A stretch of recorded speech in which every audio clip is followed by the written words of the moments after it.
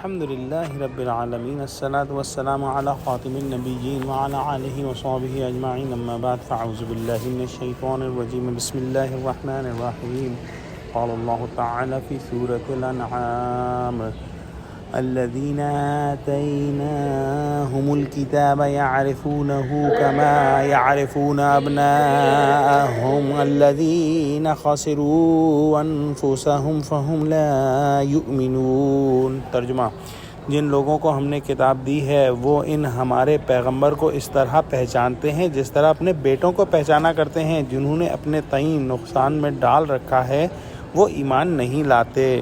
یہ مضمون ہم پہلے بھی پڑھ چکے ہیں کہ اہل کتاب جو تھے وہ حضور صلی اللہ علیہ وسلم کو پہچانتے تھے۔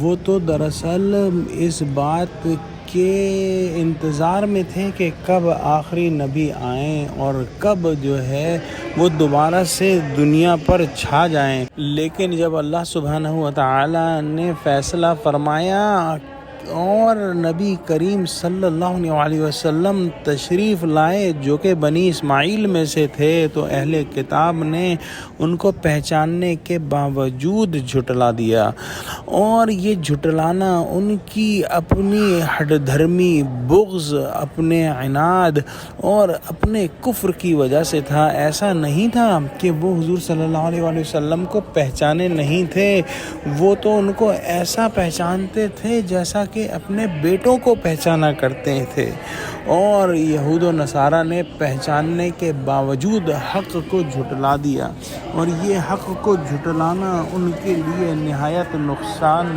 دہ ثابت ہوا، اور انہوں نے گویا اپنے آپ کو خود نقصان میں ڈال دیا، اور جہنم کی آگ سے بڑا نقصان کیا ہو سکتا ہے۔